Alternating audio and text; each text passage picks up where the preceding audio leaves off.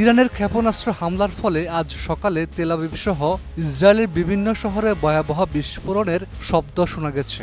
Israeli আকাশ প্রতিরক্ষা ব্যবস্থা সক্রিয় থাকার মধ্যেও বেন গরিয়ন বিমানবন্দর সরাসরি আক্রমণের লক্ষ্য হয়েছে। রয়টার্সের খবরে বলা হয়েছে, ইসরায়েলের বিভিন্ন স্থাপনা লক্ষ্য করে বড় পরিসরে বিমান হামলা শুরু করেছে ইরান। নগদ নিয়ে এলো হার না মানা হার অফার।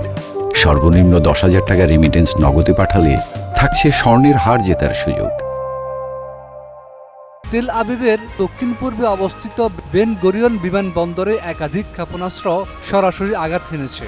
হামলার পর বিমানবন্দর এবং আশপাশের এলাকা আতঙ্কে কেঁপে ওঠে এবং বিকট বিস্ফোরণের শব্দ পুরো শহরে শোনা যায়। সামরিক বিশ্লেষকরা মনে করছেন, ইরানের এই সরাসরি আক্রমণ মধ্যপ্রাচ্যের চলমান সংঘাতকে এক নতুন ও ভয়াবহ মোড়ে পৌঁছে দিয়েছে।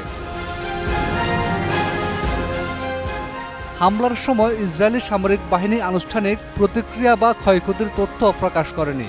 সাধারণত এই ধরনের স্পর্শকাতর আক্রমণে আইডিএফ তথ্য প্রকাশের সময় নেই এবং সেন্সরশিপ আরোপ করে। তবে সামাজিক যোগাযোগ মাধ্যমে ছড়িয়ে পড়া ভিডিওতে দেখা গেছে, বিমানবন্দরের রানওয়ে ও টার্মিনালের পাশে ধোঁয়ার কুণ্ডলি উঠছে। স্থানীয়রা আকাশে ক্ষেপণাস্ত্রের আলোর রেখা এবং আছড়ে পড়ার শব্দ শুনেছেন এবং দেখেছেন। বেন গরিয়ন বিমানবন্দর ইসরায়েলের আন্তর্জাতিক আকাশপথে প্রধান যোগাযোগ কেন্দ্র।